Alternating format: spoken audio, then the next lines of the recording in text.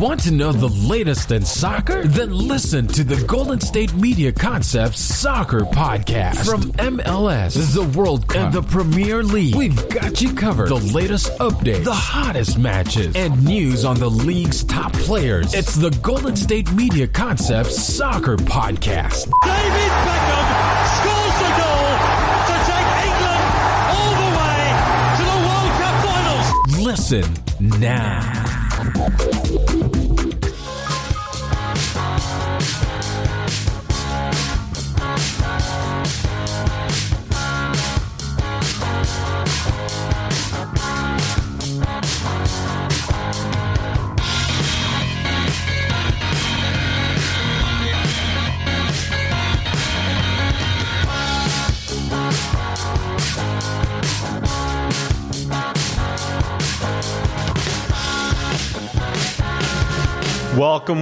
Welcome. Thank you for tuning in to the GSMC Soccer Podcast, brought to you by the GSMC Podcast Network.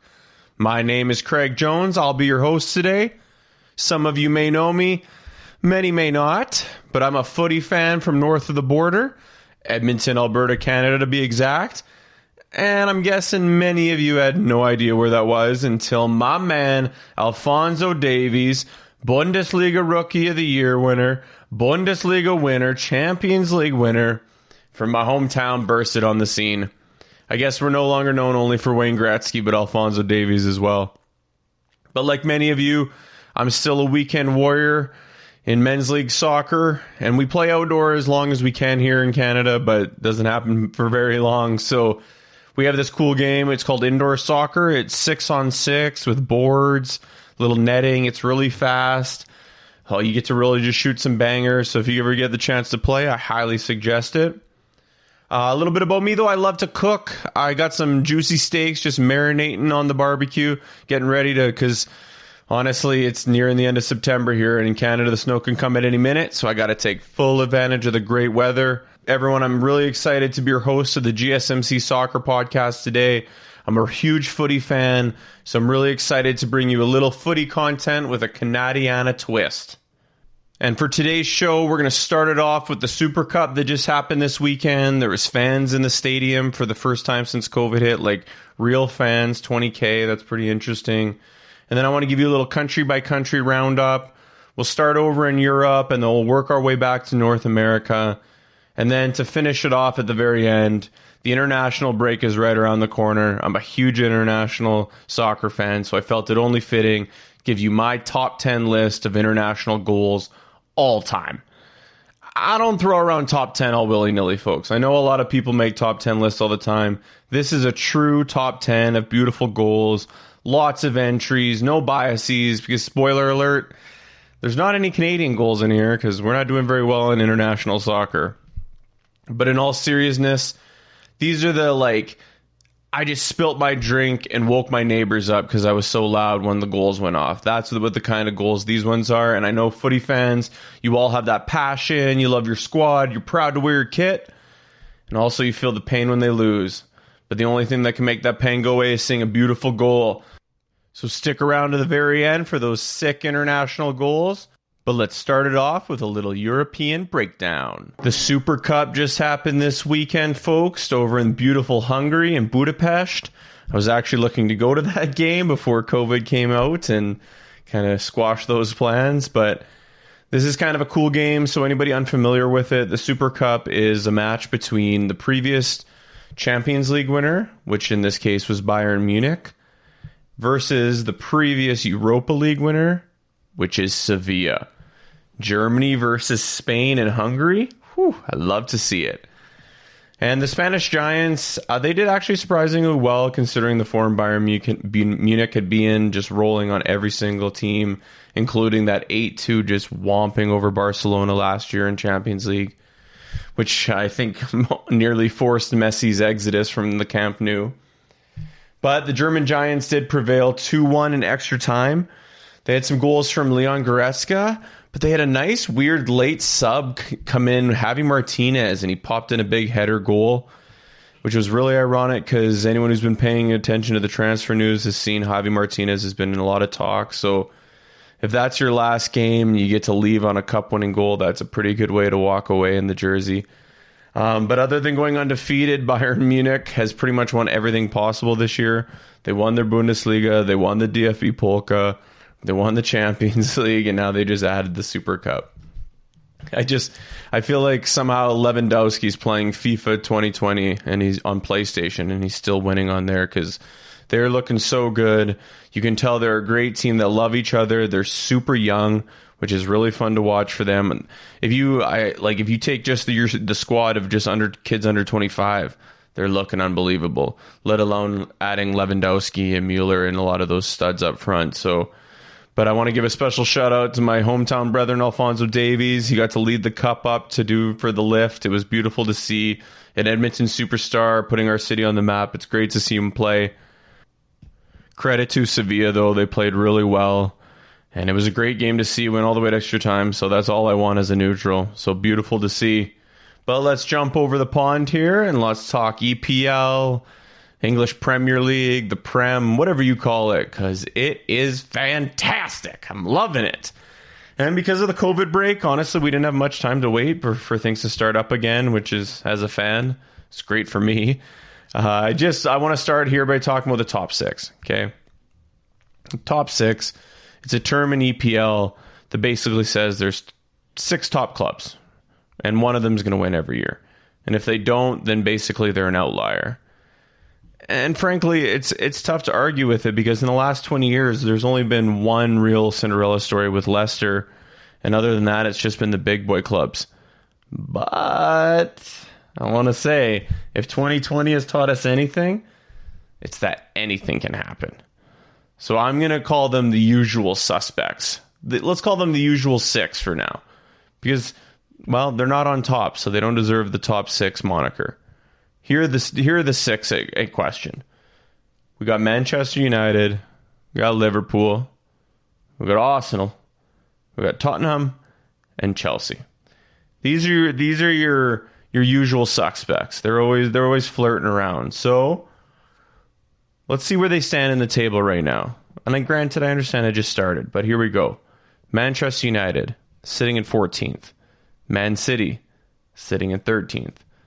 Liverpool is 5th, and granted, I am recording this as they're about to kick off with the Reds, which they've already taken a 2-1 lead against the Gunners, so I'm a little worried about this. And then Arsenal sitting in 3rd. I'm fine with that. Arsenal, as an Arsenal fan, I've screenshotted when they were at the top of the table because it doesn't happen very often. Tottenham sitting behind in 8th, and Chelsea is just lurking in the back with 9th. And I get it, everybody. Like, I know it's early, and I'm not going to jump to any conclusions right away. But for any neutrals out there, you got to be excited. Like, I believe parity is great for any single sport. It keeps more fans involved, and it's extra interesting in soccer because there's so much spending in European football. Like, for the people that are unaware, there's salary caps in other leagues. There's no salary cap in footy. Like, they have financial fair play, which apparently doesn't mean anything because Man City got charged with it and then immediately charges got dropped of it. So they didn't get suspended. So there's no real checks and balances. So teams spend a lot and the transfer fees are through the roof. Wages are through the roof, which is kind of a double-edged sword because it makes for you have some rich clubs, many medium clubs, but then you have loads of poor clubs. But it's sports, so it's not like anything else. So it doesn't matter how much money you spend. You still have to make the right chemistry. And I think we're really seeing it this year because, like, the struggles of these clubs won't likely fail because, like Wall Street, they're too big to fail. And Man City, like, they've been in talks to reinforce their back line. Benfica's, they've already signed Benfica's Ruben Diaz for $68 million. And here's a crazy stat for everybody.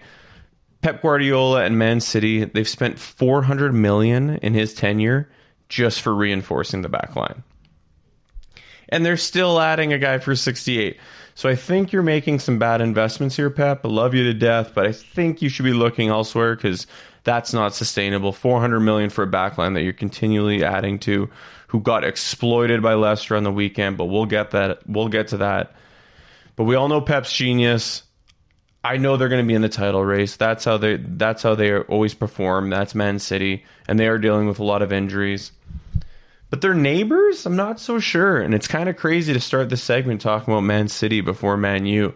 But that's where the tide's turned. Man U's the noisy neighbors now, as Alex Ferguson liked to say. It's not Man City anymore.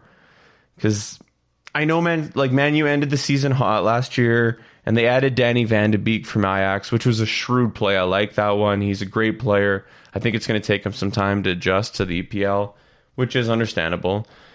But the thing about Man U is I just don't feel it when I watch them. Like, I don't know if they love each other. Like, you see other teams, like when you watch other clubs, I feel like there's a lot of tension in the locker room. They have boatloads of talent. Pogba's playing really well. Bruno Fernandes coming in has been just unbelievable. They have tons of talent, so it's up to Ole. Sir Alex Ferguson really set the bar extremely high for Manchester United fans. I can only imagine being a Man U fan, and all you've lived is just a dynasty, and then all of a sudden he walks away, and then you're like, oh, I'm like every other club in England. But I don't know if I have as much faith in Ole as I do in Pep, but Man U needs to get back up there. They're still one of the biggest clubs in the world. Ironically, they're actually, I think, more popular outside of Manchester than within. I've heard that. I can't speak to it firsthand, but I had a friend from Manchester tell me that, so I'm speaking his words as if they're gospel. But let's transition here. Chelsea. The Blues not sitting atop of the table right now is kind of a surprise for me, because they made some great signings. I really liked everything they did in the offseason. Frank Lampard had like a Santa's Christmas wish. He went to Ibrahimovic and said, hey, I need these guys. We need to reinforce. They let a lot of guys go. They let Pedro go. They let Willian go. But then they brought in Timo Werner. He was the German sniper assassin from RB Leipzig. They brought the German wonder boy Kai Havertz from Bayer Leverkusen. Those were some expensive signings. And then they comboed it up to enforce their backline. They got Thiago Silva from PSG, who I really like. I always trust a guy that's able to wear the armband for a club, and he was wearing the armband for many years over in Paris. I was actually lucky enough to see him play back in the day when he was with Zlatan Ibrahimovic. What a stadium, Parc des Princes, beautiful. What fans, so kind, so awesome. Got to see them actually, just ironically, because they always win Liga so much. I didn't even know they were raising the title that day, because they'd already won the title earlier in the year, because that's how it goes in France. But anyways, Thiago Silva, great player, great addition for Chelsea. And then to boot, they added Ben Chilwell from Leicester. Just a little sneaky signing of the left back, but he is good. So Chelsea, you guys are looking pretty good. And I get it, though, that when you're trying to form chemistry with a team, it's going to take some time. But Frank Lampard, he strikes me as a real players coach. He knows how to get the best out of his players, because I can tell in the final years of his career there in Chelsea, he was a coach on the pitch. And you can see that translates. You can see it with certain guys like Jordan Henderson on Liverpool, but we'll get to them in a bit. But he's a guy that just, you sense it. You sense it. You're just like, oh, you're a student of the game, and this is what you want to do after. There's other guys that are like, no, I want to play some footy, and then I'm just going to go retire and have a great life, which totally, I get that. But let's keep it in London here. We'll go to Tottenham, the Hotspurs. They're going to be an interesting team to watch this year. Honestly, Mourinho's he's at his first full year at the helm, and anyone knows Mourinho, he doesn't like to lose. He'll always be vocal about it. Yeah, I'm sure everyone saw after that questionable handball against Newcastle, which VAR, it's really taken away from the game. I'm not going to give my opinion on VAR just yet, but wow, that one is, if I was a Tottenham fan, I'd be a little upset, because it was a brush of the arm hair on Dyer. But I loved what Mourinho said, as he's quoted. He said, when they asked him about the call, if it was a bad call, he said, if I want to give my money away, I'll give it to charity. That's all I'll say about this call. Classic Moo. Love it. No fines. He's not going to take a fine for criticizing the officials. But I think we all still got what he was saying, which is great. That's classic Mourinho. And personally, I got a whole new glimpse of Mourinho watching that Tottenham documentary on Amazon, The All or Nothing. Very interesting, a lot of glimpses. I know it's polished, and I know the club probably has the final say on what can be released, what can't, which is fine, and I get it because they're trying to make money too. But it was really interesting to just get the behind the scenes of the club.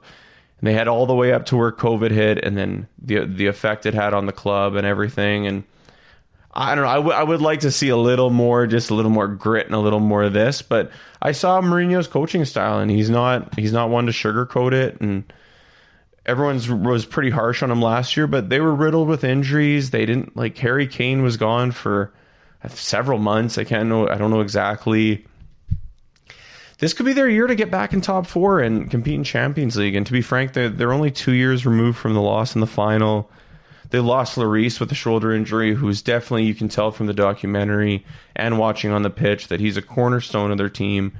Wears the armband. I always love when a goalie's wearing the armband because it's always tough to run and talk to the ref. So the ref always has to meet you halfway. It's always funny to me rather than having a player. But let's not forget about the elephant in the room, like Liverpool. The reigning champs still look like the reigning champs. They're definitely poised to repeat this year. I swear their biggest weakness is themselves. Like the only way they're going to lose is if they somehow lose their mental fortitude to really get into it.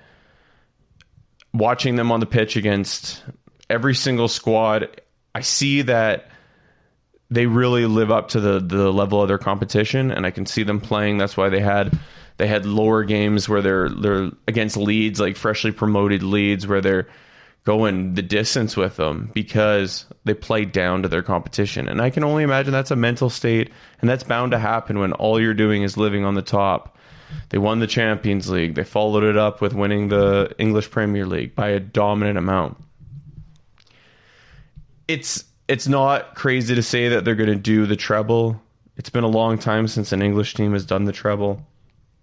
They play so many different competitions, whether it's the FA or the Carabao or Champions League or whatever it may be. They're always playing a lot of competitions, which makes it tough to win the treble. You have to have a deep squad. But wow, they got Allison in the back between the woodwork, one of the best goalies in the world. And such a silent assassin too. You never hear anything from him, just saves. He's protected by Van Dijk, arguably the best center back in the world. I would definitely take him over a lot of center backs that people value. He's just one of those guys. He's just a rock. You throw him in there, just a rock. You got Trent Alexander-Arnold. You got Robertson kicking on the back. You got two of the best backs, like halfbacks that are playing in the game. Trent Alexander-Arnold is not only putting in the most beautiful crosses, but he's a great set piece taker. It's just beautiful to watch him. Robertson is just an intelligent player. He had an unlucky bounce against Arsenal today where he gave the old shank and it went to Lacazette when he was offside, and he was still able to pop it, and he was able to pop it in. But well, that's how Liverpool does. I just saw they just finished it. They won 3-1, so Liverpool jumped up. I had them a little lower, but we know that with that front three of Salah, Mane, and Firmino, oh my goodness. The only thing that's going to go against them is the little bit of tension, I can tell. Mane and Salah really want to score goals, and Salah, I love him to death, but he tends to be a little more selfish than Mane, I find. Mane just wants the team to win, and I see Salah, he's doing a little poaching. You know, when you could slide the ball across, you probably shouldn't shoot it. You could, but you probably should pass it. I find that Salah tends to opt for the pass more often than not, which is fine. He's a finisher. He's won the Golden Boot before. I get it. And Firmino, just the silent dude. No one says anything about him. It's all Salah and Mane because they're usually the ones potting the goals, but he just consistently feeds them. He feeds them with beautiful ones. He makes the best runs. He plays the best at the false nine. I love him there. Oh my Lord, I can't wait to see Brazil play international football coming up because they are looking stacked to the brim. But to finish off with Liverpool, they got Jurgen Klopp. I just love this manager.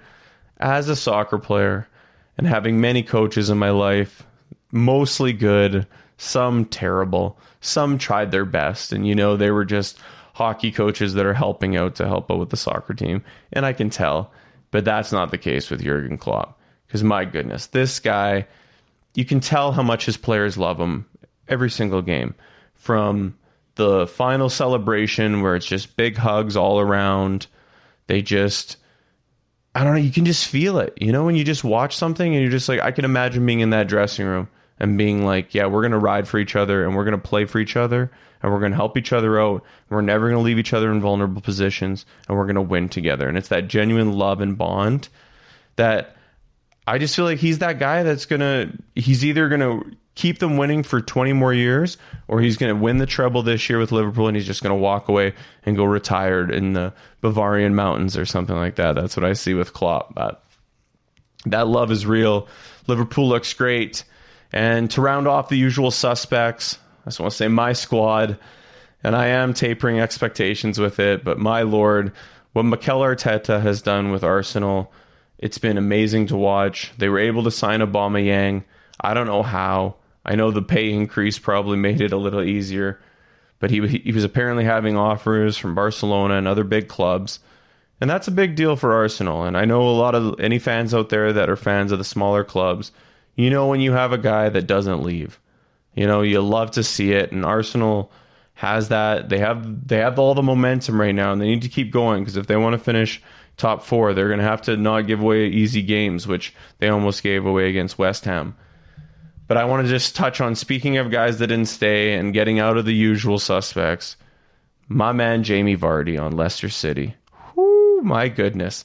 Knocking in a beautiful hat trick against Manchester City on the road, walking into the Etihad and killing it. Jamie Vardy, he could have left. He's one of those guys. He's the one. I think he's the oldest player ever actually to win the Golden Boot at 33 last year, and he could have left. When Leicester won their title, he was a big part of it. I think he was in the scoring race. I think he got nudged out at the very end. But when Leicester won that year, he was a big part of it. And he had teams calling. And he said, no, like this is my city. And that's what he did. And I really respect it. And it's paying dividends because Leicester's sitting up top. Brendan Rodgers looking like an amazing manager after a terrible spell in Liverpool. He's come back. He went over to the Scottish League, kind of honed his skills, and then he came back and has been doing great. Leicester's such a fun team to watch. They lose guys, and then all of a sudden they just got new young guys coming in. And that's a credit to their system. That's a credit to their coaching. And that's a credit to that no one's bigger than the team. And that's hard to get going with these big clubs. Is you got a lot of ego in there, and especially when guys are coming in for these price tags that they are, there's a lot of expectations to live up to that. I just want to say also, wow, the Wolverhampton Wolves, you got to watch out for them. I'm not big on giving predictions because it's just too early. I'll do that later down the road. I need to see more of the teams in play. Also, I still want to see it with fans, but I really liked what the Wolves are doing there. Nuno Santos, the Portuguese genius. He's bringing in a lot of Portuguese player. Grab Fabio Silva, the young wonder boy, the Portuguese kid. They're so good. They're so fun to watch. I love Traore. He's just built like a monster, built like a bodybuilder, but somehow he's so quick and so fast. They lost Jota, who actually ended up scoring today for Liverpool, which I hate to see because these big clubs still get bigger. Liverpool grabbed Thiago. I don't know how they did it. The rich get richer. But that's enough England talk. We're going to jump over to Spain after the break. And remember, at the end, top 10 international goals. You won't want to miss it. Tired of searching the vast jungle of podcasts? Now listen close and hear this out. There's a podcast network that covers just about everything that you've been searching. Hey! The Golden State Media Concepts Podcast Network is here. Nothing less than a podcast bliss with endless hours of podcast coverage. From news, sports, music, fashion, cooking, entertainment, fantasy, football, and so much more. So stop lurking around and go straight out to the Golden State Media Concepts Podcast Network. Guaranteed to fill that podcast itch. Whatever it may be. Visit us at www.gsmcpodcast.com. Follow us on Facebook and Twitter, and download us on iTunes, SoundCloud, and Google Play.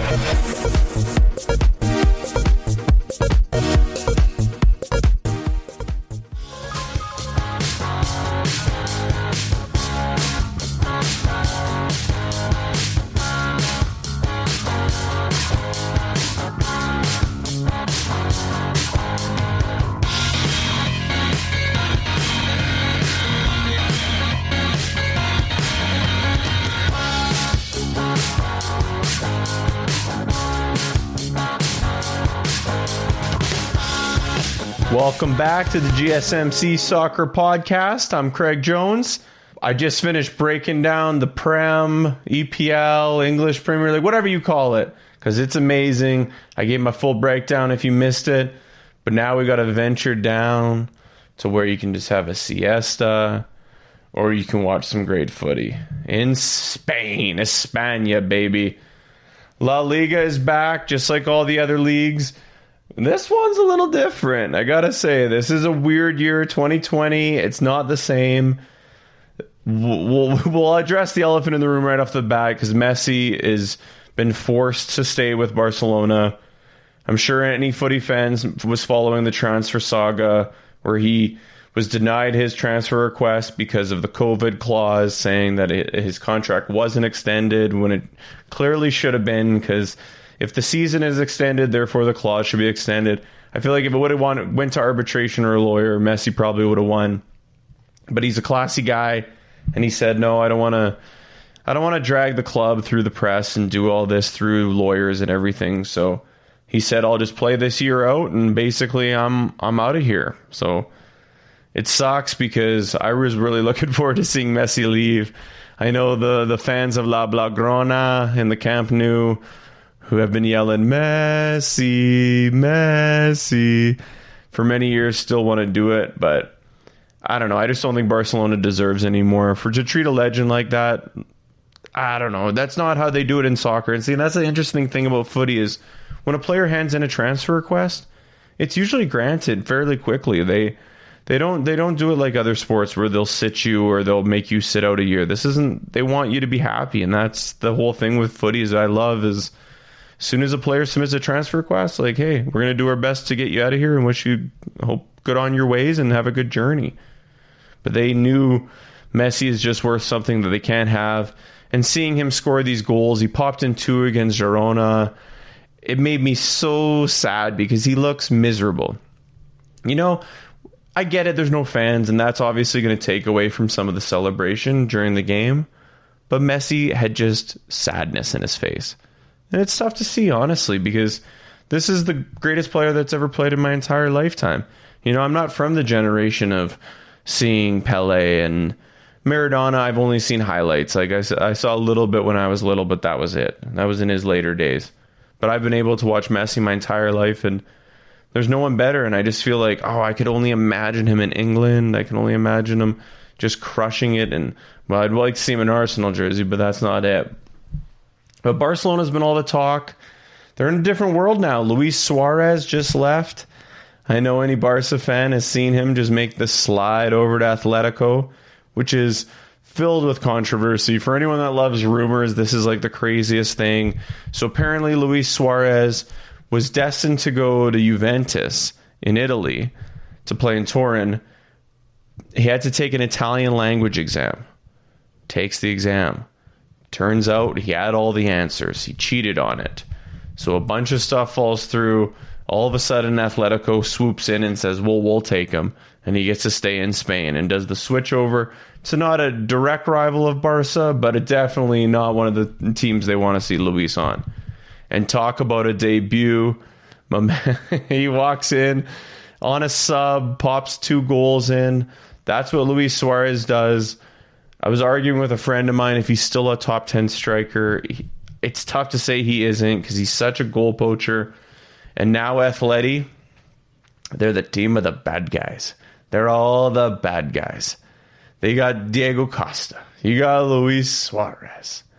You got Diego Simeone, the coach, who, if anyone hasn't seen, look up Diego Simeone getting David Beckham kicked out of the World Cup. Unbelievable. Goads him into the funniest reaction. It's hilarious.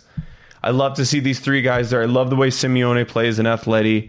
I'm excited to see him there. It's going to be really interesting because they shipped off Morata to Juventus. He's out of there. Poor guy. Morata's been back and forth between so many clubs. He gets a ton of loan deals. He hasn't been able to find his footing. But La Liga this year is very interesting. Like I don't know where it's going to go because let me read to you the top 6 right now.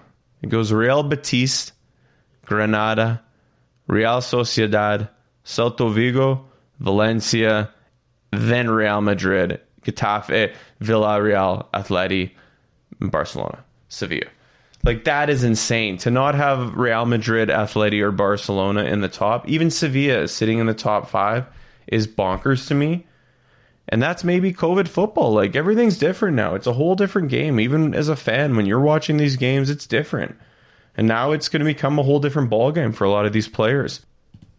The Los Blancos fans in Real Madrid and their players have been used to watching these games at the Santiago Bernabeu. And it's a different ballgame. And I know people underestimate the psychology behind that, but it's a whole different world. And I think people need to have that empathy for it. And some people are going to shine in it, because there's some people that don't like the crowds. They can't handle it. And then there's other people that just absolutely feed off it. So we're going to see where the La Liga works out. There's a lot of interesting movement going on. Real Madrid finally let Gareth Bale go. Let him go. They let him go to Tottenham, his old club, finally, after just years of just turmoil. I feel bad for Bale. I don't know what the specifics of the entire situation, but it killed me to see him on the bench, considering my man has scored arguably one of the best goals of Real Madrid's history, from not only his Copa del Rey goal against Barcelona, where he does the most magnificent run up the side, does the tap, gets pushed out of bounds, doesn't go down. I want to make note of that, because there's a lot of people that will easily go down in that situation. Keeps going, comes back, and does the nicest little tap by the goalie. Beautiful to see. And then he followed it up with a Champions League bicycle kick final. He scored a bike in the final against Liverpool. It was disgusting. I don't think the fans were fair to him. I'm not in Spain, so I can't speak to it firsthand. But from an outsider, I felt like he took a lot of blame. He definitely was injury prone. He definitely liked to golf. That's like his thing. I know a lot of people have seen it. He's a big golfer. Which, honestly, I want to say a little neat thing, though, is I get it, because he told a story that he constantly, when he was like growing up, all his friends would be drinking and everything and having fun at the bar, but because he's a professional footballer, he can't do that. So he had nothing to do. So he created his own little business thing where it's a bar, but combined with a mini golf, and not like separate. It's like you're playing mini golf amidst the bar. It's kind of a cool idea, and I'd like to see if Gareth Bale, if you can bring that over to Canada, man, like I would definitely check that out. That'd be a little fun. But Real Madrid also let go of James Rodriguez, the Colombian beast. Oh, he's also had a tough turmoil under Zinedine Zidane. It's like there's these managers that they like you or they don't. And I feel for these guys, because they were in that zone. Because James played really well. He had one of the best World Cups ever when he was down in Brazil for Colombia. He played super well. He had that famous free kick where he had the monstrous, I think it was like a butterfly, or maybe it was some sort of bug was on his shoulder, but he still netted the goal. That's focus. And then he made the transfer to Madrid and just never got into it, never got playing well. And then sure enough, he gets bounced around a little bit, ends up in Everton with an old boss in Ancelotti, and he was playing well on that first weekend in the Prem. James Rodriguez, I love cheering for him. It's great. I know Real wants to get richer, and they're going to do it, and they've already been talking about, man, I hate to say this out loud. It's scary to say, but they've been talking about Mbappe. Because there's rumors that Mbappe wants out of Paris Saint-Germain. He's probably arguably the top 5 players in the world. World Cup winner. He's won Liga twice with 2 different teams. He led Monaco, and then he led Paris Saint-Germain. And he wants out. He wants to get bigger. Whether he goes to England or whether he goes to Spain, time will see. But I know Zinedine Zidane's got the in with the both. They have the French background together. Zinedine Zidane's an absolute French legend. And it's been said by a lot of players, they always want to be a part of something that Zinedine Zidane's doing. He's a French legend. They always want to play for him. And if Mbappe somehow goes to Real Madrid, and if Eden Hazard can once show up in shape to a season, because he's catching flack from Zidane again for showing up not in shape. Come on, Hazard. Like, I get it. That cooking is good in Spain, but you're a professional footballer, man. You got to be in shape. What are you doing? I want to see you kill it. Like, you're one of the best players in the world. I don't want to see you getting hurt because you're eating too much food. That's not the way to go. But Real Madrid's making moves. Barca's making moves. Atleti's making moves. And they have to make them because they're sitting in the back of the table. And I hate to see it, but like I kind of like it. Like, whatever. Let's go. Let's get somebody else on there. Let's get some new blood in there. There's some fun Spanish teams. I got to watch Sevilla in that Super Cup game. They're really fun to watch. Valencia's secret. They got an ex-Arsenal manager, Unai Emery, sneaking in there. I don't know. I don't think everyone's saying that this is just going to be a walk in the park for Real Madrid because of all the tension with Messi. But let's not jump to conclusions, people, because none of them are looking great. None of them are used to playing not in front of fans. But if Messi is ever to have a swan song, this is the way to go. He could walk away. They win La Liga. Imagine he wins the treble. Oh, they win the Copa del Rey. They win the Champions League. And he just walks off. What a legend. I can only imagine it. I really hope it happens. That'd be the most beautiful way and deserving of a send-off for a Spanish legend.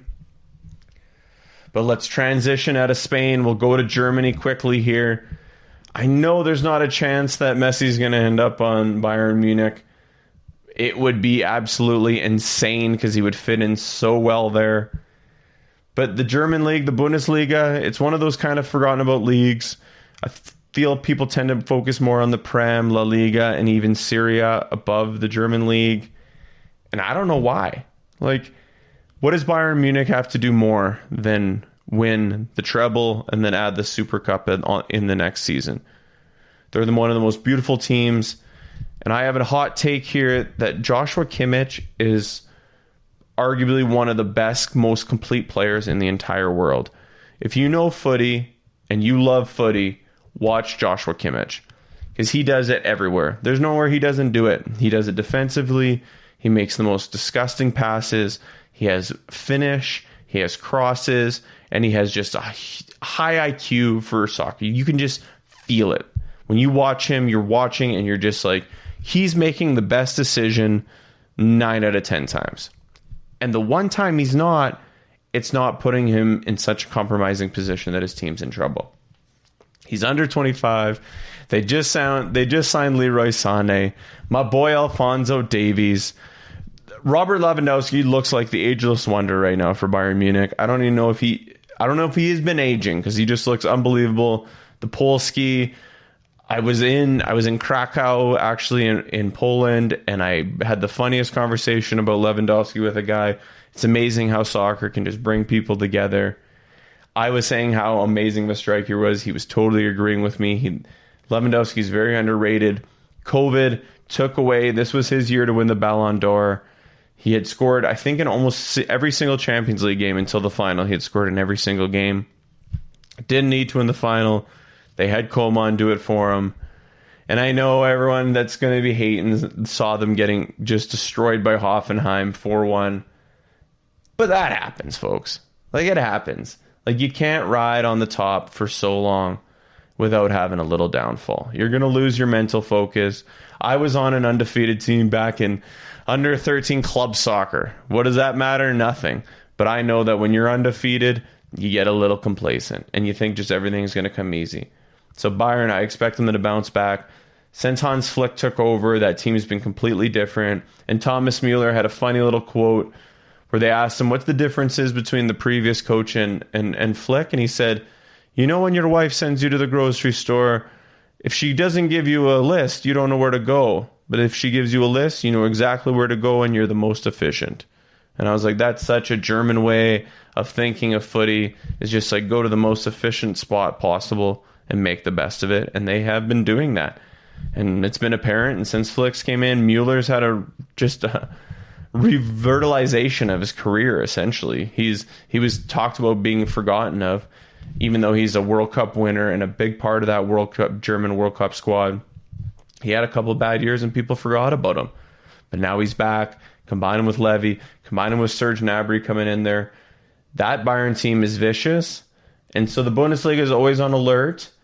But I don't want to the writing's not on the wall yet, because Borussia Dortmund is always there. The yellow wall isn't in full effect.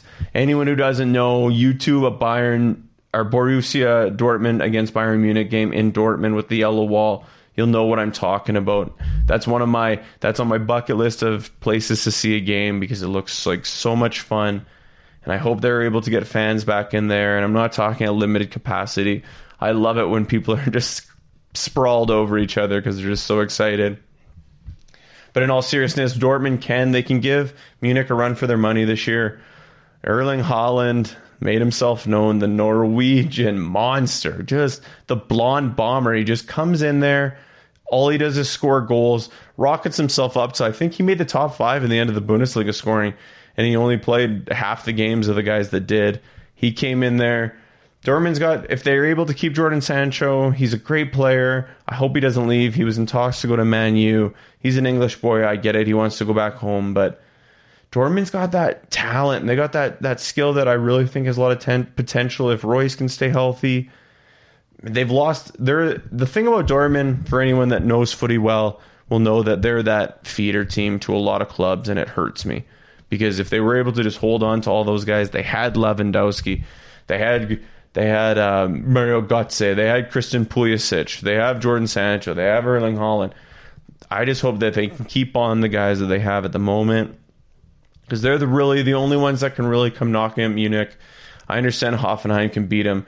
Eintracht Frankfurt's a weird one. They have some nice players too. And RB Leipzig, they had a nice run in the Champions League. RB Leipzig, even after losing their star striker, Timo Werner, which I know is some weird contract thing because he technically still could have been for their Champions League because Chelsea wasn't in Champions League, but he made the transfer early, so he had to sit it out. It was tough to watch. Hated to see it. But RB Leipzig, they might be able to do it again. They got a lot of young talent. They're not the most popular club in Germany because of their Red Bull affiliation and the 50+1 rule. But I won't get into that because that's just a different ball game. The Bundesliga is prime for the taking. I think Munich can do it again. I'm really excited to see where Champions League goes. And to pick out your top 4 in the German league is... I honestly I'd have a tough time doing it right now because Munich and Dortmund are always your favorites, but we're on closed doors, folks. A lot of guys are going to be able to step up. You might have a lot of smaller clubs that they're used to playing in front of no fans. They're going to do better at this. They're used to having that quiet noise. They're used to being able to hear your own thoughts and to hear your teammates. This could be a whole different ballgame, and I think that's that psychological edge that a lot of people aren't considering, that some of these guys have been top star players since they've been 12 years old, and some of these youth academy games used to get full to the brim.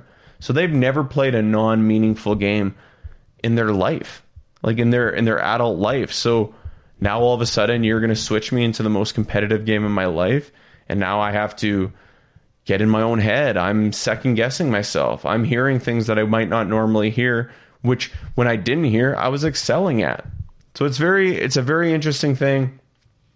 No one can anticipate what's going to happen. They've been slowly allowing fans in. They let 20,000 in that Super Cup game. I know Germany's doing really well with the testing. They got the testing at the airport. They got testing everywhere. But you got guys going on international break soon. A lot of people are worried that COVID numbers are going to going up. I don't know if fans are going to be into there as much.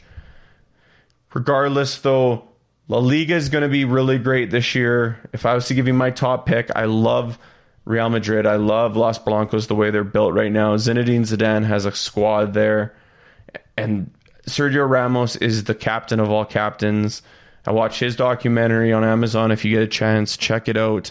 It just gives you a glimpse into just, wow, like the dedication it takes to be a proper footy player. And I wish there was a documentary about people that don't have that much dedication, so I could have something to compare it to. But La Liga is going to be great. The Bundesliga is going to be great. I'd be picking Bayern Munich again just for Alfonso, Edmonton, Alberta, baby. But honestly, they're so good. They're a great team. Watch out for Munich. Dortmund, I'm cheering for you in the blonde bomber, Erling Haaland. He's my guy. But we're going to take a quick break. We're going to come back. We're going to talk a little bit about the Serie A. We're going to give the Italians some love. We're going to jump back to North America to give an MLS roundup. And don't forget, top 10 international goals. And I don't mess around with my international goals. Those mean a lot to me. I'm a Canadian. So I've watched all the other countries and never my own. So I know goals. This is your ultimate stop for everything sports. The Golden State Media Concepts Sports Podcast. Should I say more? From the NFL, MLB, the NBA to MMA, it's all in here. The Golden State Media Concepts Sports Podcast. Listen now.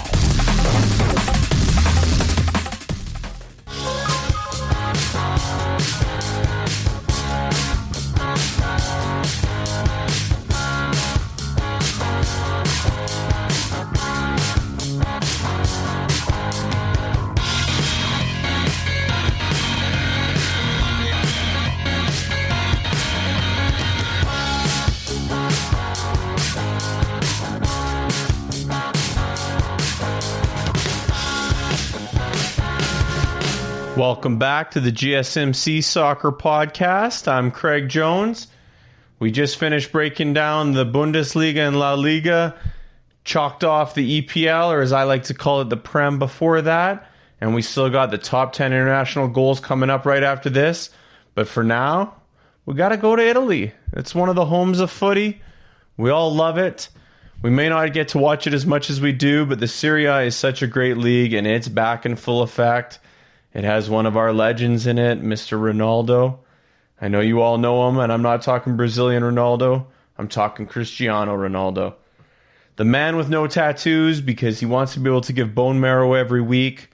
Kind of a neat little story about Ronaldo that not a lot of people know about. Juventus is in such a great position to do well this year. They added Morata. They finally got rid of Higuain. They really are trying to... Hopefully Morata is the striker that they can add with Ronaldo. I don't know about it. They tried to get Suarez. He might have been a nice fit, but he got caught cheating on the Italian exam, allegedly. So hopefully it's nothing too crazy. But that move got nixed. So they settled for Morata. We're going to see what Juventus can do. They got a new coach coming in. Italian legend in Pirlo. They let Sarri go. I always felt bad for Sarri because he was just... How does it feel to win the Serie A and then get knocked out of Champions League and get fired? I can only imagine. He must be a very polarizing coach. He got run out of Chelsea the year before that. He had a great year with Napoli before he went to England, and he got ran out of there. Whether he left on his own volition, I don't know. But Juventus, always going to be a favorite. They've won the league countless times in the last 10 years. But they're not going to... This isn't going to be a runaway by any means. You got Inter Milan, who just added Arturo Vidal. They're looking to bulk up. Antonio Conte is looking to make his name on here. He's saying, hey, you guys got lucky last year. We're coming. Romelu Lukaku has been completely revitalized since his move over to Italy. He was just this absolute stud in Everton. And then he had kind of a little slump off with Man U. It wasn't his best years. Gained a little bit of weight, to be honest with you. Maybe it was those meat pies in England. But then he went over to Italy, reunited with Conte, and he's been doing great. It's been great to see. Atalanta is that secret underdog story. Any neutrals out there, if you're looking to get into Italian soccer, Atalanta is the team. They're just a bunch of young underdogs. They got two Colombian strikers that they love to score goals.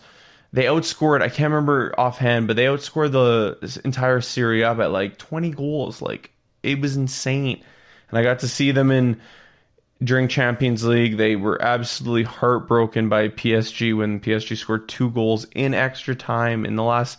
And I'm not talking extra time after. I'm talking injury time in the 90th minute. They had 5 minutes to score. Somehow Paris Saint-Germain popped in 2. Broke my absolute heart. But they're a team you can cheer for. And another team, if you want to cheer for, is Napoli. They're sitting atop the table right now. They're looking great. They're undefeated. And I honestly, I think they're going to be a real problem for a lot of people. Jules Mertens, the little Belgian wonder kid, just keeps scoring goals.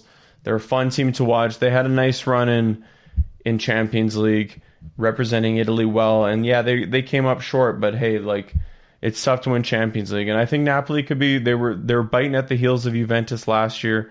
It was pretty much a 3-legged race between Inter, Juventus, and Napoli last year. And I could see this getting a little added to it with Atalanta. But another team that might get added, AC Milan. Watch out for them. They're still sitting undefeated too. And they got my man, Zlatan Ibrahimovic, the Pony Wonder. He's so good, the Swedish assassin.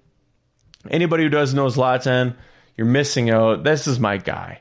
Like, I was lucky enough to see him play in the Parc des Princes in Paris Saint-Germain. He's one of my favorite players of all time. It's the reason I made Paris a stop, is because PSG was there at a home game, and I was like, we got to do this. This has to happen. He's that guy. He's played all around the world, which is different than a lot of players. Like, you look at Lionel Messi, never left Spain once. He tried. Well, he tried, but they wouldn't let him leave. But he's only ever played in Spain. Ronaldo just finally made the switch to Italy. He's done England as well. But Zlatan's done England. He's done Netherlands. He's done Spain. He's done Italy twice. Like, he's that guy that all he's doing is just traveling the world and dominating. And he's still doing it. He's 35. Just scored a brace on the weekend. He refers to himself as Benjamin Button because he just keeps getting younger. This 35-year-old striker is going to be a real wrecking force in Milan, which is what they really need, because those unfamiliar with it, in the 90s, like, AC Milan was the team. And Inter Milan was the stepsister. But now it's time for Milan to come back into the spotlight, because Inter Milan's been taking the shine for a lot of years. The fun thing with the Serie A this year, everybody, is it's going to have a lot of parity. You got Lazio that's going to be chomping at everybody's heels, always being a problem. A lot of 1-1 games. They like to have a lot of draws. I know I've seen them before. I'd be watching out for Verona as well. They're kind of just coming out of nowhere. They're still undefeated. And don't forget Roma. And I love me some Roma, because I heard this crazy story from Francesco Totti, the Roma legend. He was there for 25 years. He is Roma. He could have left countless times, never did, which I respect to no ends. He found out that this sweet little gal had been in a car accident with her friend, and she was in a coma. Parents reached out. She's a huge Roma fan. So he sent a recording on his phone for them to play for her. Well, they played it, and she woke up after 9 months. Hearing Totti's voice woke her up. Whether that was the reason or not, who knows? But it happened. And so you know what Totti did? He went down there. He went to go visit her. And it was like, oh, I can only imagine the sight. Just reading this story made my heart warm. I can only imagine being there. She's unable to speak yet, but she communicated with him on the tablet and everything, just expressing like, wow, like, I'm getting to meet my legend. And that's what Francesco Totti does. He is Italy to me growing up. Him and Pirlo. So, like, it's kind of weird that Totti, this comes in as Pirlo took over Juventus' job as the new coach. It's kind of crazy. It's these Italian legends that you grew up watching are now doing these crazy things. Like, I saw Francesco Totti he was playing in a men's league game. He was playing in a men's league game and he scored an absolute worldie. This guy's playing in a men's league game. He's one of the best players I've ever seen in my life. I can only imagine if he did a drop-in game in Edmonton, Alberta. He'd be more than welcome. It'd be great. I think he would do pretty well, because up here in Canada, we tend to play a little more Canadian kickball. You know, we don't do a lot of possession like the Italians. We do a lot of kick and chase, and it's almost like we're playing hockey while playing soccer. And I've tried to get my teammates to not do it, but it's just in our blood, I guess. I don't know.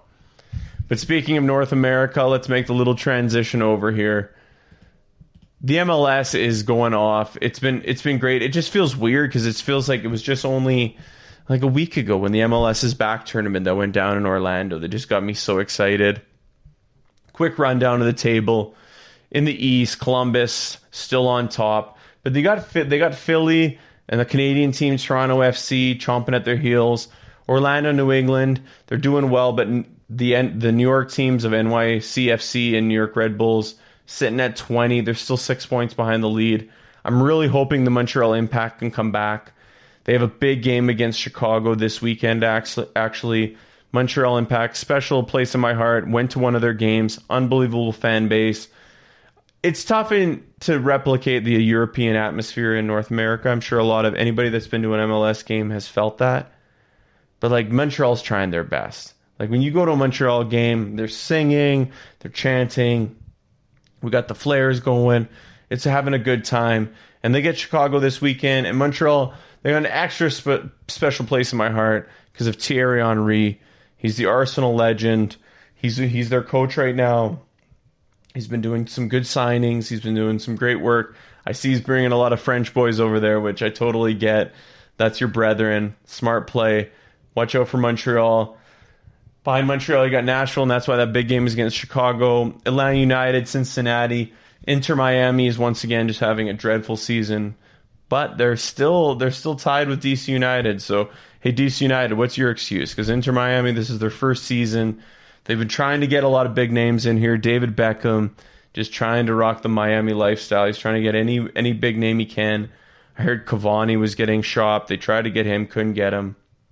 They were able to land Blaise Matuidi, which is a great pickup. Don't get me wrong, that's a great pickup. I like that one. They were in talks for Luis Suarez, which would have been the most perfect fit for him coming to Miami. He would come in and be an absolute poacher. I bet he would score 50 goals. Like, him coming over to the MLS would have been amazing. But let's jump over to the West. The Seattle Sounders, they're sitting atop, tied with Portland. Two top squads. But the West is tight. You got Sporting KC, FC Dallas, Colorado, Minnesota, LAFC, Real Salt Lake, and Houston Dynamo all within 3 points with each other. They're all hanging around. My Whitecaps, Vancouver, you guys got to pick it up. I don't know what's going on there. That's Alphonso Davies' former club. That's actually where Bayern Munich picked him up from. I've been hyping him up for a long time. I got to tell another crazy story about that is apparently he was being scouted by Barcelona and got brought to his folder got brought to the president, and they asked him about it, and the president said, "Isn't he from Canada?" And then the agent was like, "Yeah," and then he's like, "No, we don't want him." Well, look at him now. He was a big part of the dissembling of Barcelona 8-2, and he's now a Champions League winner. So maybe don't judge a book by its cover, but Vancouver needs help. They could definitely use a new Alfonso to come in there and bump up their league. The LA Galaxy and San Jose are kicking it at the bottom. The MLS is just the one thing I love about this league is its parity through and through. You get a lot of talent that's going to come in there, and you're never. Honestly, it's tough. I can imagine being a gambler betting these games because the amount of parity. Columbus going against DC United, yeah, you might think it's going to be a run in the park, but there's a lot of draws in the MLS. And to put that in perspective, there's already been 45 draws this year, and we're only halfway through the season. So we're sitting at 14 games. They're aiming to play 34. Of course, because of COVID, who knows what's going to happen, but that's the game plan.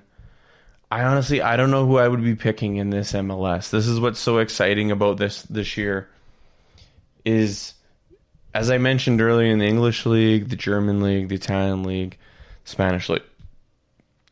Anytime you add no fans to the equation, it's a variable that no one's accounted for. It's seriously something that no one's accounted for, and you can see it in other leagues and the way that the sports are playing out. Is it's not going to just be your favorites. It's not going to be the way it used to be, where it was just heavily dominant on one end. You pretty much know who's going to win. You're going to have the odd Cinderella story, but in the end of the day, the big boys are going to win. That's not the case, and I think this year is really showing that you can't anticipate everything in footy, and that's what I think a lot of managers have been trying to do for a lot of years. Hell, you can see David Beckham in Inter Miami's trying to do it because he just keeps saying, "I got to get a marquee name in here. I got to get a marquee name in here." But it's like, do you? Because Columbus is sitting at the top of the table, and Philly, they don't have very many big names. Toronto's got a couple, like Jose Altidore and stuff, but nothing monumental. Same with the Seattle Sounders and Portland. Like, yeah, your LA teams have some names, but for the most part, the teams that are excelling are the teams that are just used to playing together, not very big crowds. We're used to hearing each other talking. I'm used to being able to second guess myself because some people don't second guess themselves. And that, granted, that doesn't excuse the performances of LA Galaxy against San Jose. Like, that was crazy. I could see why Bob Bradley was so upset. LA Galaxy played absolutely terrible. That was one of the worst games I've ever seen. And Bob Bradley, an American soccer legend, he rightfully so let his feelings be known about this performance of his team. I just think that this year, you don't know what's going to happen. Columbus is looking great, but the West is very tight. The East is close. So it's going to be interesting come playoff time. I'm really hoping Montreal can make a little push. Thierry Henry, you didn't have the best run in Monaco. You're an Arsenal legend, so I want to see you get your coaching chops right. You can do a little jump up, and plus, bringing that for Canada, it'd be a nice thing. Like, Toronto's done well, but having Montreal come in there, because no knocks to Toronto, but we don't really claim you as much as we do as Montreal and Vancouver, because you always think you're better than the rest of Canada. So that's how it goes. The MLS has been tons of fun. But speaking of Canada, I just want to let everybody know about the Canadian Premier League. I know a lot of people might not be familiar with it. They ended up having to go into a bubble format as well. Kind of interesting.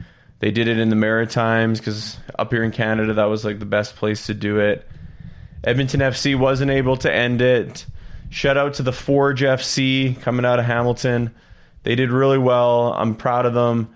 It was nice to see. It's kind of interesting, everybody. Like, a lot of people are from big cities and stuff, but when you're from a small city and you get a little small soccer club, going to a couple FC Edmonton games, I went to, I think, 6 or 7 of them, and they were always a good time because it's $20.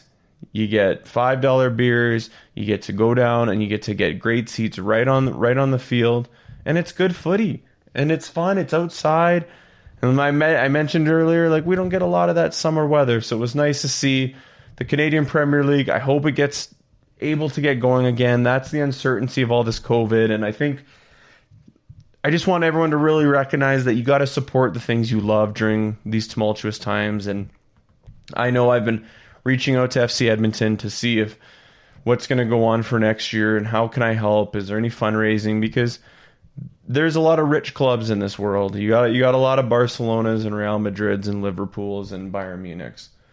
But there's also a lot of little clubs, and they need that support, and they need you to be coming out. And whether it's MLS in North America or going over to smaller leagues, and I was lucky enough to go to an Ajax game in Netherlands and in Amsterdam, and I can only imagine the way they're trying to deal with this is something you can never plan for. You expect it to always have fans in the stadium. These teams are woven into the fabric of society for a lot of these cities, and the thought of not having it is crazy.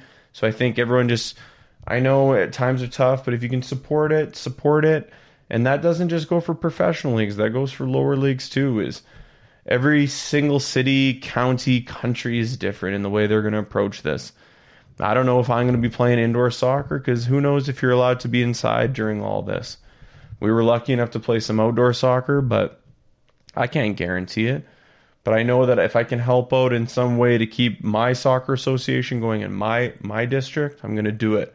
And I suggest everyone does it in their own, because we don't know how long this is going to last. And that means we don't know how long they're going to last. And I feel like a lot of these big clubs, it's their responsibility to start helping out. And I know a lot of them have affiliates, from Atletico Madrid having affiliates here in Canada to all the different nations, like New York City, and for off the top of the head, MLS, New York City FC is owned by Manchester City FC. And I'm pretty sure if Manchester City was talking about coughing up $700 million for Lionel Messi, they can fire out some to help out the smaller clubs. So that's my full Serie A rundown. It's going to be an interesting thing for Italy. I really expect Juventus and Inter Milan to be really going head to head, but Napoli is going to be that weird one. You got to watch out for them. Everyone's going to they might be that one that people skip over on the schedule because they're looking forward to some of the other big boys, and they come in and shock them. They started the league off with a 6-0 win, so it's not easy to score 6 goals in a soccer game. So watch out for Napoli. And any neutrals out there, if you're looking to get into Syria, jump on Atalanta. They're high flying. They're fun to watch. Not a lot of big names, and you don't need them because they're just fun to watch. It's good footy, and I think people underestimate that. Sometimes jumping on the lower clubs can be a little more fun than jumping on the big clubs. And for MLS, Columbus looks so good. They look like they might be running away with this. I really hope not. I can't cheer for Philly. It's not in my blood. I'll cheer for Seattle. They got some West Coast going on. Portland's playing well. But in my heart and heart, I'm cheering for Toronto to jump in there. But Montreal, come on, Montreal, make a jump. Vancouver, you need to get another Alphonso Davies. I hope they can get there soon. But this is the final rundown. Please stay tuned for after this because I want to talk about my top 10 international goals all time. And you're going to want to hear this because I'm a Canadian, which means I've been watching other countries play, never seeing my own. The only World Cup Canada was in 1986. Well, that was when I was born, so that's not going to work too well. So stay tuned after this. I'm going to give you my top 10 international goals. No biases, just fire. This is your ultimate stop for everything sports. The Golden State Media Concepts Sports Podcast. Should I say more? From the NFL, MLB, the NBA to MMA, it's all in here. The Golden State Media Concepts Sports Podcast. Listen now.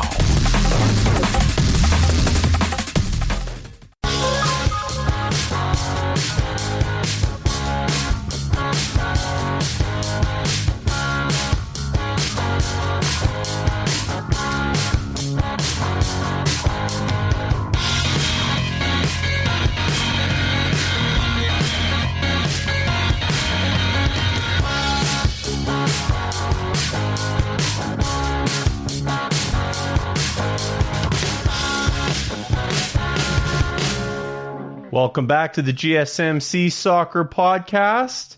I'm Craig Jones.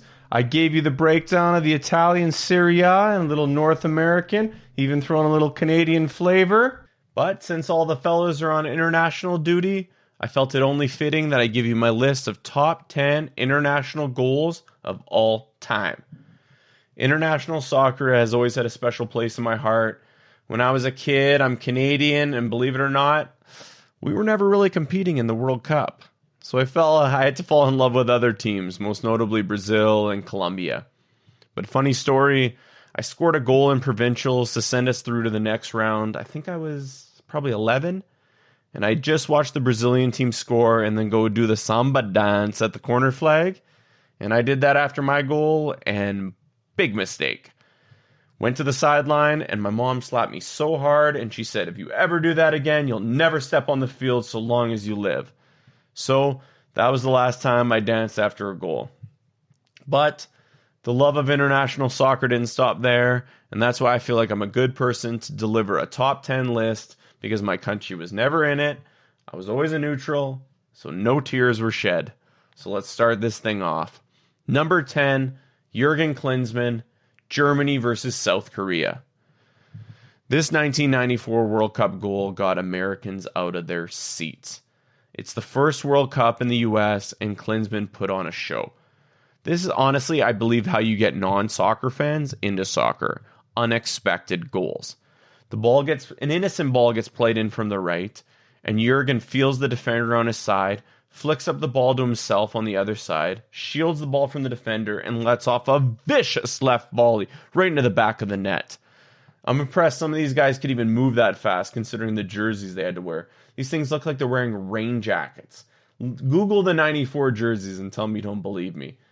But Klinsmann and the unified German team, for those unfamiliar, it was West and East Germany before this World Cup. Germany went on to crush South Korea. They were heavy favorites, but they lost one of the biggest World Cup upsets ever when they lost to Bulgaria.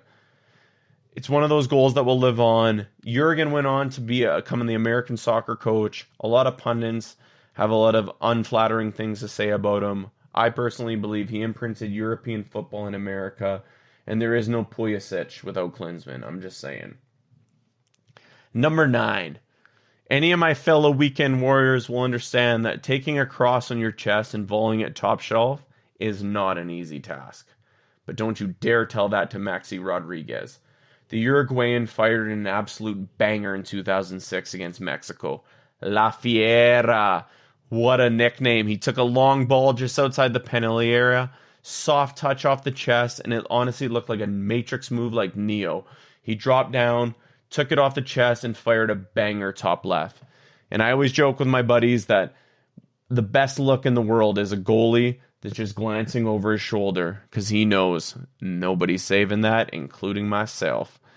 The Argentinians, they went on to suffer a rough semifinals loss, but Rodriguez's goal will live on in infamy. It's such a beauty. Check it out. Number 8. This one's a weird one for most people, but for me, it pulls a heartstring, you could say. My brother and I were lucky enough to play men's league together. He's 8 years older than me, but yada, yada, yada. We're playing together. I fire in a left-footed cross, not my dominant foot by any means. Shank it, and it ends up going a straight banger into the top left corner. Didn't mean to do it at all. Take total credit, oh yeah, meant to do it 100%. And that's what my man Nolino did until he ended up confessing to it. But at the time, in 1978, he would have been the first one to tell you I totally meant to do it. He's coming down in the third place game. Very weird. 1978, they had this weird goal differential rule. Argentina got in after a suspect win against Peru with a 6-0 win. Little sketchy. But the third place game was still insane. Brazil and Italy, 2 footy powerhouses. And Nolino came in on the right side. You can tell he's trying to fire in a cross. Ends up shanking it. No goalie stopping this thing. It's going right in the back of the banger. I love to see it. He admitted to it now. I wish he wouldn't have, because you got to just take it as it goes. But what a goal, Nolino. Check it out if you haven't seen it. Whether it was a mistake or not, it's still a beautiful goal. Number 7. This one's often forgot amongst footy fans, but a little history. Michael Owen was the last English player to ever win the Ballon d'Or. And in 1998, Owen proved exactly why. He had just finished winning the Premier League Golden Boot, and he kept the momentum going. He came in a 1-1 game against Argentina as an 18-year-old. He got a slick ball from the beautiful David Beckham. It comes in. He's in one of those weird tackles where he could have gone down, but he didn't. And I think now in this day and age, a lot of guys would have gone down, but he fought it off, ended up shaking the goalie off, scoring a disgusting goal, clinical finish at the World of 18 on the world stage. And I just love seeing a guy not go down when he should have. So that's why this is one of my favorite goals of all time. Number 6. I mentioned earlier, I love Colombian soccer. And that's why number 6 is a special one for me. I'm sure a lot of fans out there have seen the Two Escobars, ESPN documentary, or even Narcos. So you know that the Colombian footy on a national level has gotten a pretty bad reputation. But in 2014, my man James Rodriguez made you remember why Colombia is about soccer and not narco trafficking. He's now in limbo. I hope he ends up in Everton. He's been a little bouncing around ever since this tournament. But we cannot forget when he set the world on fire with his turnaround volley. Lionel Messi may have gotten the player of the tournament, but we all know it was James Rodriguez who deserved it. He scored one of the greatest goals of the tournament, and he scored in every single one of Colombia's games leading up to their quarterfinal exit against Brazil. But wowza, this goal, 40 yards out, just takes it so naturally. No goalie stopping it. I really hope James' move to Everton can go well. He's a great player, and this goal will live on in infamy. Number 5, Roberto Baggio. Well, man's often remembered for skying the penalty in the World Cup for Italy against Brazil in '94. But this long-haired beauty, who I have an affinity for because of my long hair, he has one of the best goals in World Cup history. 1990, Baggio in Italy, playing at home. Let's make note of that. Playing at home is no joke. And he's playing against then Czechoslovakia. Baggio takes a little free kick at the half line, just a little tap in, and then proceeds to pull a solo effort to finish an absolute clinical finish in the right corner. Baggio had just been awarded the prestigious title of the most expensive transfer in the world. A lot of pressure to live up to, and he wanted to prove his worth, and he did so. He may be remembered for his gaffe in the '94 World Cup, but he shouldn't be. He should be remembered for the absolute beauty he scored 4 years earlier on home soil. My lord, check this out. I love a good home run, and this was it. Number 4. Arsenal legend makes an appearance. Dennis Bergkamp. Oh, all my Dutch fans know what I'm talking about. This goal in France '98 was something special. We often watch professionals, and I feel like we take their touch for granted. I can't even juggle a ball for 20 times, let alone do half of what these guys do. But taking a 60-yard ball one touch with a defender on your shoulder with an immediate cutback to the top shelf, this would only really happen when I play FIFA, never in real life. But Dennis Bergkamp for Netherlands did exactly that in 1998. Frank de Boer, I think it was probably about, it's 60 yards away, I would say, fires this beautiful ball, often unrecognized in this whole lead up is his ball, which I know as a defender to lead that ball up is not an easy task. But he fires a 60-yard bomb, and Frank de Boer, one touch to himself, same foot, just banger. Just right in the corner. It's just, actually, I take that back. It's not a banger. It's just a skillful placement shot. He just puts it right in the corner with a little bit of slice, and the goalie just gets a little touch on the fingertips, and there's nothing more. It secured the Dutch with a semifinal matchup with Brazil, and it gave Arsenal fans like a true taste of what's to come with like what a skillful assassin up front, and he did it in the orange jersey, and he did it in the red as well. Number 3, Roberto Carlos. Anybody who hears that name knows exactly what I'm talking about. Brazil versus France. This may not be a World Cup game because this was in the Tournament of Nations prior to the 98 World Cup, but this shot is an absolute worldie. Roberto Carlos, he constantly defines physics. This is what he does.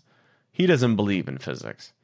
He comes up to that shot and gives so much slice, I can't even believe it. I'm surprised the ball didn't get cut in half. Fabian Barthez for sure still has nightmares about Roberto Carlos stepping up to that. I love the view of the camera where you get to see it from Roberto's view. He comes up and bangs that against a good 5-man wall and slices and dices. Only if you watch it, it can really do it justice, but he gets this around the wall where Fabian Barthez had absolutely no clue. He thought it went directly into the wall, and by the time he realizes, it's in the back of his net, and it's really, truly something special, and I just can't even emphasize how nice that looks. Fabian Barthez, don't you dare say you don't remember Roberto Carlos's name, because he was a deer in the headlights. Like, I can't emphasize this enough. It was one of the greatest goals of all time. Let's move on to number 2. We're coming into the nice ones here. Maradona in England in 86. Diego Armando Maradona. It's probably one of the most polarizing names in footy history. If you're English, I'm guessing you're not one of his biggest fans. But as a neutral, what a fun player to watch. The controversy of this game overshadows the goal, and I understand that Diego did almost like a Street Fighter move to score right before this with the hand of God. I know a lot of you have seen it. This was before VAR, so there was no VAR, and Diego just went up and punched the ball. He admitted to it now. He wouldn't admit it to it at the time, and they scored the goal, and it's unfortunate because that takes away from his second goal, because what a goal. It was the most amazing solo effort. He picks up the ball probably about 20 yards away from his own goal and just sets out and beats every single English player on the right side. And I think a few came over from the left to make sure he beat them for good measure. Diego went in there. He did his thing. He'll be remembered for that hand of God. But this goal, he dekes out every single player. And I love when a player can deke out the goalie. And if he would have even missed the goal, he probably would have been given a penalty because of the slide tackle he took when he was popping it in.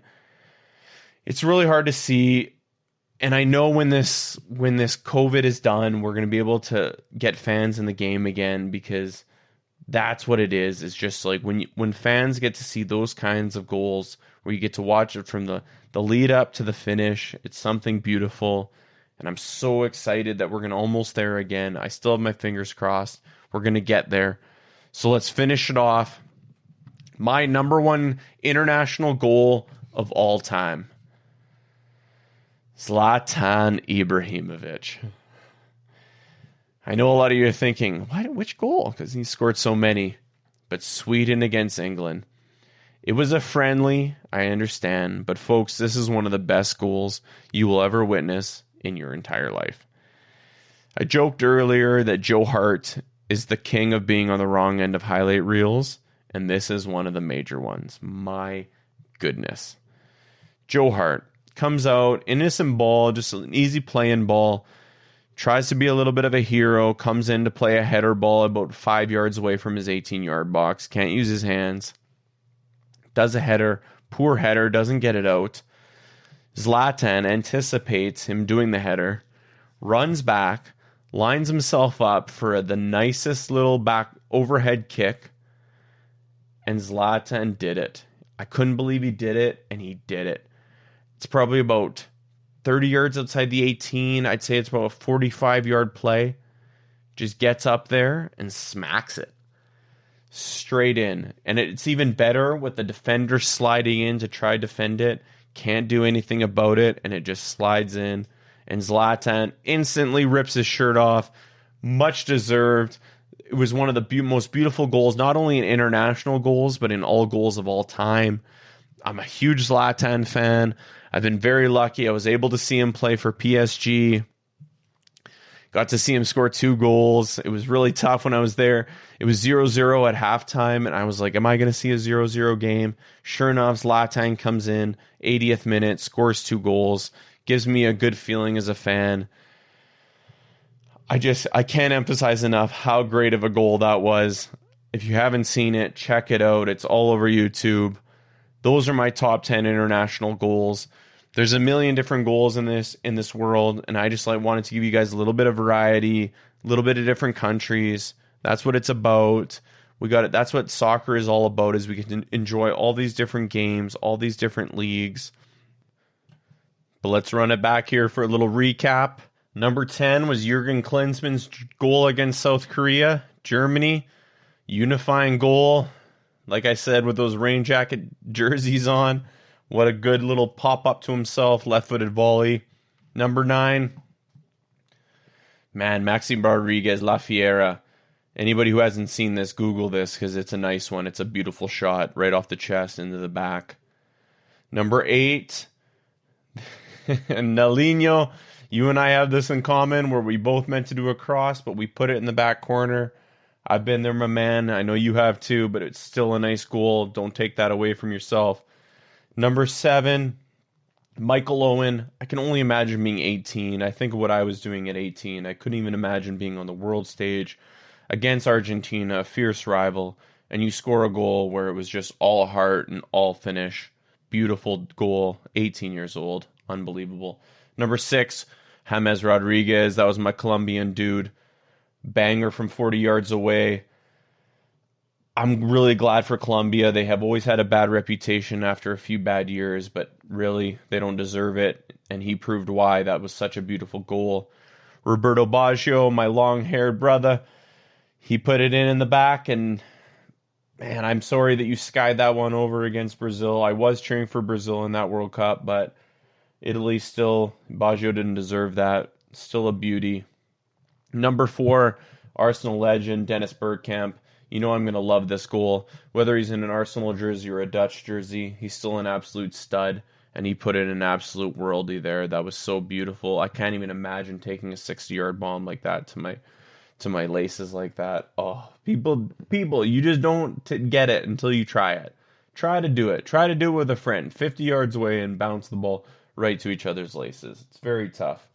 And speaking of tough, Roberto Carlos, my lord, that free kick against Barthez with France and Brazil, the way he slices at everybody, it's more than a video game. Like, you can't do this. This is what Roberto Carlos does. He doesn't believe in physics. He just defies them consistently. And Barthez, I know, does not like hearing the name Roberto Carlos. Number 2, my man Maradona, in those beautiful short shorts. He did it so well. I hate that he's remembered for a lot of the bad things, like the hand of God and the cocaine and everything, and that's a hard thing to know, but I really think that Diego should be remembered for some of the greatest goals he's ever scored, and that he was denied his freedom in Napoli, where like I mentioned earlier, in soccer, usually players get their transfer request, and maybe Messi and Maradona can wallow in that together, that neither of them got the transfer request that they wanted. And to finish it off, there's no doubting it's Zlatan Ibrahimovic. Joe Hart will never head the ball into the outfield again. Zlatan did that. He anticipated it, and that's what makes it even better, is he knew what Joe Hart was going to do. He knew he couldn't get the force on it, and he ran back and hit that overhead kick so beautifully. I understand it's in a friendly. I wish it would have been in a World Cup final. Regardless, it's still a beautiful goal, and I really think that my top 10 offers a little bit of variety and not too much bias. Like, there's a little bit, of course. I'm going to pick an Arsenal player. If there was a Canadian on there, somehow I would definitely pick him. But because I believe you got to acknowledge your biases, because otherwise you never know they're even there. But thank you so much for joining me. I'm Craig Jones. I enjoyed breaking down the Prem for you. I enjoyed La Liga, Bundesliga, Serie A, MLS. I even gave you a little Canadiana with the CPL in the Atlantic Games. I appreciate everyone, and I gave you my top 10 international goals, and I stand by that list.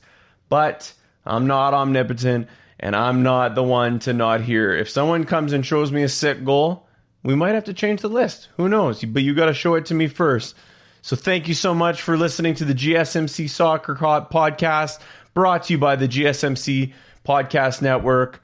I'd like to ask you that you please remember, subscribe to the show, write a nice review. It really helps us out. And if you can follow us on Facebook, Twitter, Instagram, would love it, appreciate it. Thank you, everyone. Have a great night and take care.